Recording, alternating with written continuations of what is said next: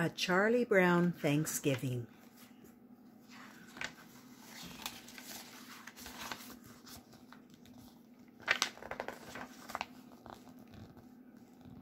On Thanksgiving Day, Charlie Brown stood sadly at his mailbox watching Snoopy walk off with a stack of mail, all for him. Sally came up and asked, "What's the matter, big brother?" "Nothing," Charlie Brown replied. "I was just checking the mailbox." "What do you expect?" Sally asked. "A turkey card?" Charlie Brown sighed. "Holidays always depress me." "I know what you mean," Sally said. "Why should I give thanks on Thanksgiving? What do I have to be thankful for?" Linus walked up and asked, "What's the commotion?" "We've got another holiday to worry about," Charlie Brown grumbled. "Thanksgiving is here." "I haven't even finished my Halloween candy," Sally wailed. "Thanksgiving is important," Linus explained.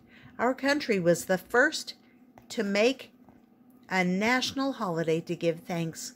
Sally looked at Linus and sighed and said, "Isn't he the cutest thing?" When Charlie Brown and Sally went inside, the phone rang. It was Peppermint Patty. "Listen, Chuck, I have a treat for you," she said. "My dad's been called out of town. He said I can join you for Thanksgiving." Charlie Brown didn't know what to say. "Well, I don't mind inviting myself because I know you kind of like me, Chuck," Peppermint Patty continued. "Well, Okay, it's a date," Peppermint Patty said. "See you soon, you sly devil."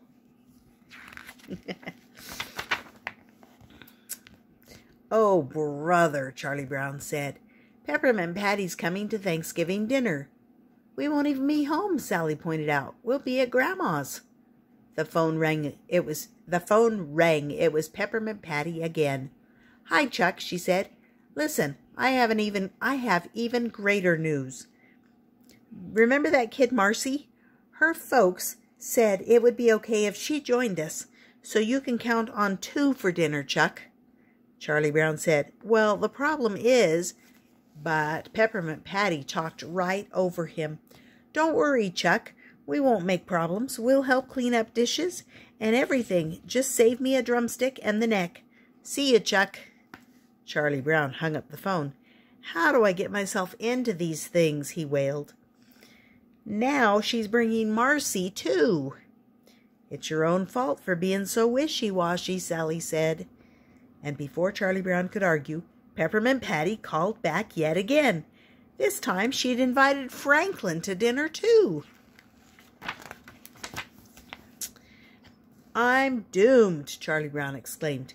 3 guests for Thanksgiving, and I'm not even going to be home. Peppermint Patty will hate me for the rest of my life." But Linus had a solution. "Why not have 2 dinners? You cook the first one for your friends, then go to your grandmother's for the second one." "But I can't cook," Charlie Brown said. "All I can make is cold cereal and toast." Linus was sure they could do it with a little help. He told Snoopy, "Go to the garage and get a table for the backyard." Snoopy saluted, sharp as a soldier. The world's most brilliant beagle was on the case. As Woodstock fluttered above him, Snoopy dragged a ping-pong table out of the overflowing garage. As soon as Snoopy opened the table, it snapped shut. He was trapped inside. Oh, look.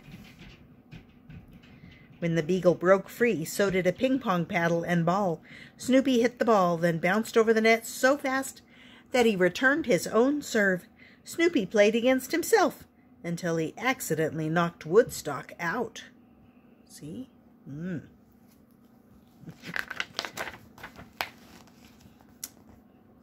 Linus walked up just in time to see the end of Snoopy's game. "We don't have time to play," Linus scolded. Snoopy blushed. Woodstock was awake again, but seeing stars. "We need some chairs around the table," Linus said, directing. Once again, Snoopy bravely battled his way through the stuffed garage. A lawn chair proved even tougher to unfold than the ping-pong table. Finally, Snoopy got everything under control. He even put a tablecloth on the ping-pong table. Then it was time to start cooking. With the precision of an army, Charlie Brown, Linus, Snoopy, and Woodstock used every toaster they could to make a big stack of buttered toast. Excuse me. The friends popped corn and opened bags of chips, pretzels, and jelly beans. Oh, look, there's Snoopy popping corn.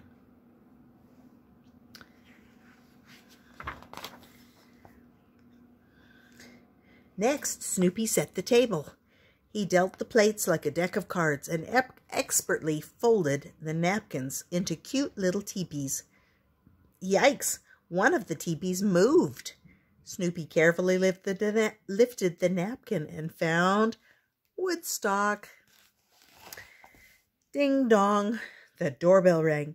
Peppermint Patty, Marcy, and Franklin arrived. They followed Charlie Brown to the table in the backyard. "Say, Chuck, this looks like quite a spread," said Peppermint Patty.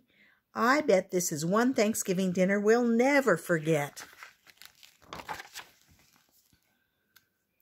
Snoopy carried out a big, domed platter. "Aren't we going to say grace before we're served, Chuck?" Peppermint Patty asked. "It's Thanksgiving," she pointed out. Charlie Brown wasn't sure what to do. Linus came to the rescue. He stood up and gave a speech.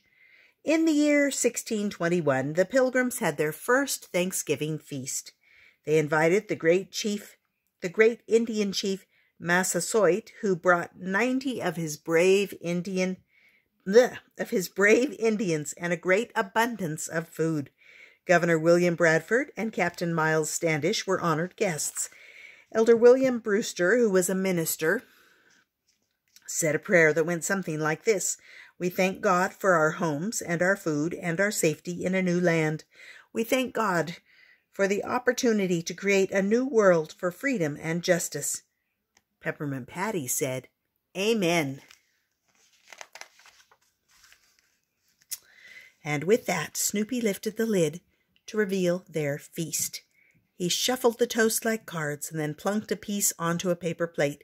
He added a pawful of popcorn, pretzel sticks, and jelly beans. Then he threw the plate like a frisbee across the table. Zoom, zoom, zoom, plates flew to each guest.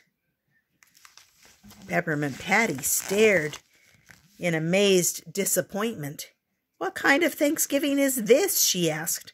"Don't you know anything about cooking a real Thanksgiving dinner, Chuck? Where's the turkey? Where are the mashed potatoes, cranberry sauce, and pumpkin pie? What blockhead made all this?" Charlie Brown slunk away from the table, feeling even lower than he did after losing a baseball game. Marcy turned to Peppermint Patty. "You were kind of rough on Charles, weren't you? Sir, did he invite you to dinner, or did you invite yourself?" "I never thought of it like that," Peppermint Patty admitted. "Do you think I hurt old Chuck's feelings? Golly, why can't I act right outside of a baseball game?" Peppermint Patty convinced Marcy to apologize for her. When Marcy found Charlie Brown inside the house, she said, "Don't feel bad, Chuck. Peppermint Patty didn't mean all those things she said. Actually, she really likes you." "I don't feel bad for myself," Charlie Brown explained. "I just feel sorry I ruined everyone's Thanksgiving."